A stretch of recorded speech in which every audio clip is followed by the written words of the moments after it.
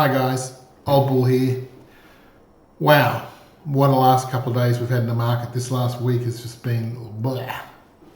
This is the time in crypto that you hate being in crypto.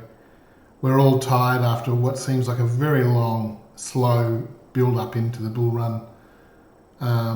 Most people were hoping for a really strong, like last quarter last year. It sort of ticked along, did okay. We had a bit of a run, but nothing really exciting yet. Then we're waiting for the Trump administration to get in. Now the Trump administration is in. We're waiting for Jerome Powell to do his announcement today.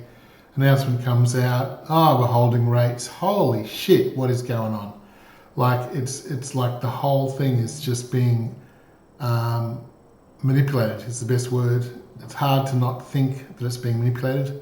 It's hard to not think that there's some big players out there that are just trying to manipulate this to the point where they can get the best opportunity out of it. So, where does that leave us with bull? It leaves us exactly where we have been. We are waiting. We're waiting for this market to kick in until Bitcoin runs through its run. And I was watching, I can't remember his name, mathematician. Anyway, I was watching him yesterday and he was saying Bitcoin is probably going through to $500,000 this season, this cycle. Like, I mean, this is a very experienced Bitcoin trader. He's been involved with Bitcoin for multiple years. He's a mathematician, and he said that the day that the governments of the world start buying Bitcoin, we're going to see countries competing. Not companies, countries competing to buy Bitcoin. This is going to be a whole new world, and we're going to see a run like we've never seen before. However, before that starts, we are in blood in the streets time, and it's hard. So we just have to be patient, and we just have to wait it out, and we just have to trust in what we're doing. And it's the hardest thing when you're in charge of something as the founder of the company, and obviously we've got 3 other founders that help me every day and assisting. You know, at the end of the day, the decisions have to be made as are we on the right track? Are we doing the right thing? Are we best to stay the course, or are we best to make a change? This is always a hard decision to make. Do you trust your direction that you're actually in, or do you change and make a new direction? Always a hard decision. At this point, we're going to stay the course. We believe we're on the right course. We are building. We're not hype. We're a building company. We're not a hype. We're not a meme coin or a junk coin that has no value, or we are actually building things in the background. We actually have games coming. We actually are building out big teams. So what I wanted to talk about today was there was some comments in the Discord this week about value and how do you work out whether something is valuable. And I thought I'd do a bit of talk about this because this is actually my expertise. My expertise is a salesperson, and that's where I spent a long period of my life. I literally spent 20 years selling and being a salesperson. And my goal when I was younger was to be a sales trainer, which I actually did for 1.5 years, 2 years. I ran a sales training company called Celebrate in Australia, and spelt SEL. And it did pretty well and made a good living out of it, but it was the hardest thing I've ever done in my life. I mean, gosh, actually, short of telling my first wife's father that she was pregnant, that was the hardest thing in my life. I thought he was going to kill me, but he was actually really kind. And I have a beautiful son from that marriage. That is a different story altogether. So, second hardest thing I've ever done in my life was running a sales training company. And the reason it was really hard was the people that needed the sales training and wanted it often couldn't afford it, And the people that thought they knew everything about selling because they were doing well and could afford it didn't want it. And it was just a catch-22 all the time. I went round and round in circles. I did a lot of work with real estate, a lot of work with car yards, and it was great. It was a great time for me. I really enjoyed it, but it was hard and it was not enjoyable in the sense that I was always fighting for that next sale to feed the family. So we sort of just went on and on. And then at the end I decided, you know what? I thought I wanted to be a sales trainer, but I ended up not being a sales trainer. But it brings us back to value. It brings us back. A lot of people sort of say, hey, just spend lots of time advertising and people will buy this because it's got great value. Okay, so let me explain how value works. Value works on a system of understanding. All right? So something that is valuable to me might not be valuable to you. So, and something that's valuable to you might not be valuable to me. This case in point, I'm overweight. All right, so being overweight, the first question someone who's physically fit and strong and working out every day is going to ask is, why would you do that to yourself? It's much better being fit and healthy and waking up every day strong and in control. All right. And so that makes sense. I totally understand it because I've been fit and healthy, and I've done my wow.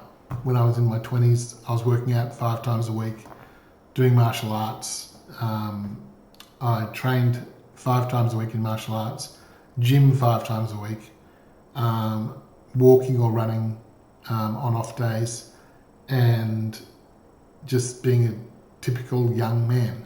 You know, I was 103 kilos fighting fit, and yeah, I could do the basic stuff every day, so it was good. When you're older, value changes. That sort of exchange of time and effort compared to being in a family and doing other things can change. Some people, it never changes. Some people stay fit all their life. Me, it lost some of its value. So where you start talking about value is we've got to come back to something that is absolute and start there. So if I pull out a $100 note and I say to you, will you give me $5 for this $100 note? What's your answer going to be? And I'm going to guess that most people, except the very cynical that think it might be a trick, most people are going to go, I will give you $5 for that $100 every day of the week. And the reason for that is very simple. The value is absolutely clear. We both, you and me, both understand exactly what that $100 is worth, and we both understand exactly what the $5 is worth. So the exchange is a no-brainer. You don't have to think about it. I know that giving you you know that giving me $5 for a $100 note is a perfect win for you. All right. So when you are in the bull community and you have already gone through all the steps to become a believer in what we're doing, the value to you is extraordinarily high. You understand exactly why you've invested in this project, and you understand exactly why you're supporting it, and you understand exactly why when the market takes off and new people are pouring in looking, they're going to do their research and most probably arrive at the same decision you made a long time ago, and they're going to put their funds in and back their decision. The trouble is that where they are right now as newbies, the value doesn't look clear. The value doesn't look the same. It's not a fair exchange in their mind. What they see is a small, low-cap stock that has a family, at the top running it, whereas you might see that as a real bonus because you know who we are and what we've done, and you might know our exec team, and you might know our senior management team, and you might know we've got 49 staff. All those things take time for people to learn. And so the value at face, so what we call the face value or the first value that people perceive, is not readily available. And that's why in our marketing efforts, we've built out layer upon layer upon layer, what we call a sales funnel. All right, we've actually built out a funnel for people to travel down. And as they travel down this funnel, so we have our what we call top of mind or top of funnel things like Twitter. So Twitter is a top of funnel function. There's very little good information in Twitter. It's just top of funnel. It's top of mind. It's easy to get to. It's little snippets. All right. And those things slowly bring people down until they get to something like your friend Andy's video in YouTube. If you look at that video, I'll actually put a link to it in this video. But if you look at your friend Andy's video, that is a superb breakdown in great detail of what Playable Games is all about and why we're going to go to where we're going to go in the future. So it's very important to understand this, because if too many people are getting hit at the top of funnel, they're not going to have the full understanding of the value. And so if you spend all your advertising getting people to the top, that doesn't actually work. You've actually got to have the funnel working properly to bring people down. And the funnel has to work properly combined with the timing. So while the market's like it is right now, where it's all, again, using a boating analogy, it's flotsam and jetsam. The sea is all over the place. It's just a sea of white caps. It's rough, lots of wind. It's not a pleasant place to be. That's what the market's like right now. And while it's like that, people are just so hesitant to get involved. We need to get to this run where we've got these big runs up, small corrections, big runs up. When that starts happening, the market will settle, and then we'll get people waking up in the morning and asking the question, what will I invest my money into? What will I actually back? What projects will I support? Where am I going to make a 10x, 100x, or 1,000x? And I tell you what, you won't be making 1,000x on Bitcoin.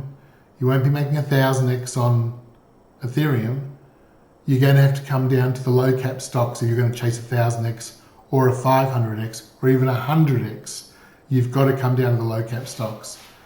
And when you look at low cap stocks, you are not going to find anything that is as good as this is my personal opinion, but I can't think of anything out there that has the same sort of value that we actually have when people get the time to gather that information. So yeah, that's value. That's how it works. We've got to get the people to come and spend the time moving down the funnel. That will happen over time. And the funnel's built. We've got many pieces in place. And I'm just really excited about the future. I know I keep saying that. I finish every video excited about the future because I actually am excited about the future. Right now in this storm, it's terrible. I hate it as much as everyone else does. I hate reading the chat when I see that people are frustrated and scared and they're worried. That's the time just to grab onto the rails. Know the ship is a big ship. Know the ship is moving forward. And know that we have a team involved, a crew that's running the ship, that knows what they're doing, and we have a good solid destination. We will get there. And the market is going to, the fine days and the nice brisk wind is going to come back, and we're going to feel the sails fill out, the waves get out of the way, and the ship's going to really get onto its right tack, and we're going to move forward strongly. I believe that's going to happen. When it's going to happen, whether it's going to be this month, whether it's going to be next month, whether it's going to be in 3 or 4 months' time, I don't have the actual timings, but I do know that before the end of 2025, we're going to see massive movement in the upward direction. And I believe that with all my heart. So come with me on this voyage. I hope you do, and I really hope you get the rewards that a lot of us already had out of this, and it's going to be a fantastic year. I'm the Old Bull. Thanks for watching. I'll talk to you soon.